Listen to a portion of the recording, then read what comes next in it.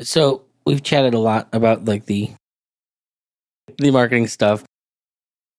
Tell us about what you're actually promoting right now. Like, so we've got the origin series out of the way for your Voluntaryist comic. Where are we going right now in the story?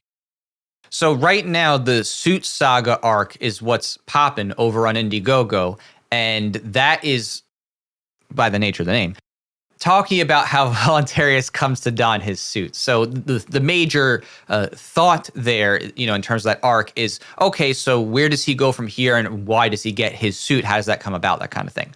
That said, that's not the only thing that's within Suit Saga. There's tons of new characters, new development, of action and intense questioning of what's going to happen. So there's a lot going on, but it's just kind of like that's the one main theme. Hey, okay, this is where Voluntaryist gets his suit, but then there's a lot more that comes with it. And you can kind of see that because the cover has the arch nemesis of Voluntaryist, Leviathan, on there. And clearly that doesn't have anything to do with his suit.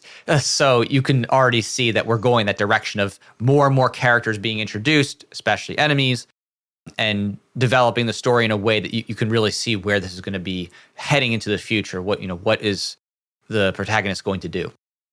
So how long before Javier Milei gets introduced into the comic series? Do we have to wait a year and see how he does down in Argentina before he's a character? Or?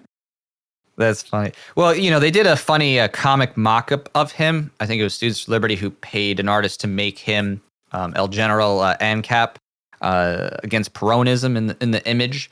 And he had his Captain ANCAP costume, which was created by cosplayer Lilia. I'm going to butcher the last name. I think it's Lemony, but I don't know if there's a different Spanish way of saying that. But so she designed his costume back in the day, and he wore that along with her own costume on different shows and at a convention.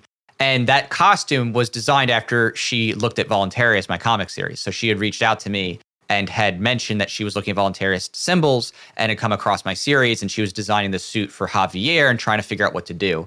So that was kind of cool. I was, ahead on what Javier was doing, 5 years back because of that connection to my comic book series. And of course I was a fan then because I'm like, oh, okay, an ANCAP guy who likes cosplay and comics, I'm in. So this sounds great. So I was a bit ahead, paying attention. Is that super weird to you that like, in some small way, you've officially been kind of placed into the world of global politics, which is not a place libertarians usually find themselves. Usually they try to keep them as far away from that as possible. But Jack, in like the most sneaky and backhanded way, snuck his way in the back door. I mean, it's true that, when you do the kind of work we do, you definitely get more of an international following because the artwork and the music and stuff like that can transcend our context here, in America. And for example, our song that we produced, ANCAP Grind, Flosser did that one. That was her big first like official music video before, we did a parody one before. That's like the official music video. She did that, and that was very popular with Brazilians and the Portuguese speaking population. At some point, I've got to go back and read the article that me and some people wrote about that. I think that was the first video that we commented on for our Freedom Song 365 project we did back in 2018 maybe. It was a long while ago, but we started with that particular track.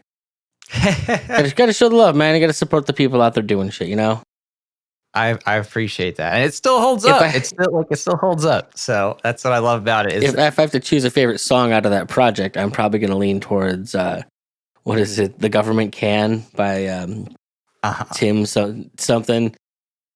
He's some Christian musician, but it's hilarious because it's the Candyman Can. Right. Willy Wonka. I remember that. Oh my goodness, though! But it's so ridiculous. Yeah, I remember that. So this is a personal question here that I've never gotten like a serious Christian vibe from you. Obviously, I know your ethnic background, so that would be weird. But do you ever find it odd the number of Christians that we spend our time around in the space? Given it's like, to me it was always weird that like all of a sudden I'm palling around with like hardcore Catholics and now lots of Orthodox Christians. And it's a weird place for an atheist like myself to find myself. Is there some reason that those people are drawn to all that, do you think? Or is it as weird for you as it is for me, I guess? I understand it pretty well. From, just my own background. I grew up in an evangelical messianic home, very in tune with everything from 700 Club to Focus on the Family and all that stuff that went on, especially in the 90s. Grew up watching VeggieTales, Adventures in Odyssey, the Hanna-Barbera cartoons, you name it. I've done it around the world. So very familiar with Christianity, both in a American context, global context, and a cultural context. And I would say the liberty portion definitely makes sense, I would say, for Protestantism, because obviously Protestantism was itself kind of a resistance to the centralization of Christian teaching within the Catholic Church. And that was a rebellion movement. And that was even further a rebellion movement with the American experience, because they were also being persecuted by the Church of England. So that's why they came to America, was, for that religious freedom. Now, of course, some of those people try to go after each other too, the Puritans and stuff like that. But ultimately that led to the separation of church and state concept, because they just wanted to not have persecution, right? They wanted freedom for a few of the different Christian denominations' religious practices. So I understand that kind of anti-authoritarian drift that is existing, especially within American Christianity. I would say that there's certainly been, especially because of government and the persecution, or at least culturally, as Christians would perceive it, persecution of Christians, as how many Christians would perceive it. Because of that, they've especially grown a distaste for the state. When in terms of what they historically thought was, the left side taking over in the post-2000 world, and that becoming more normalized, in terms of government structures, in terms of leftist social norms, they would certainly see that as an affront and want to exit, out of that. So just, by the nature of that being like, oh, and the state's especially gross now because of who's in power and this and that. So I definitely understand that. The Catholic is a lot tougher to me.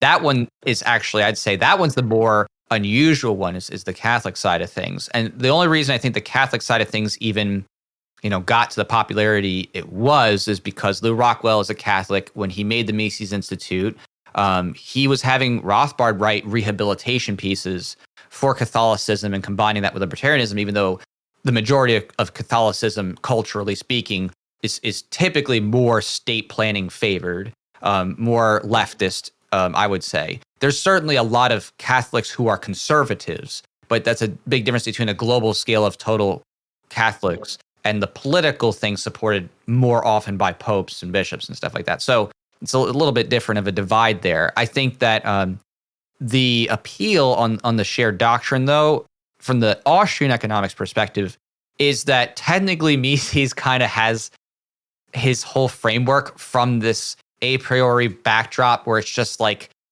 you think of it in metaphysics and humans act and they're this abstract man and they work deductively from this assumption of truth. And assumption of truth is very popular within faith-based religion, because if you have this idea that, oh, okay, this is just the apparent truth, right? You just see it or you don't, and you go from there, kind of thing. That ties to a lot of people who have that shared thought process with Christianity of like, oh, I'm just I see the truth of God, and it's just you just experience it. And they think that too when they think about the foundations, I think, of the assertions of Austrian economics, and that being kind of just an a priori assertion. I don't take that. I definitely have a divergence there. I'm more of an empirical person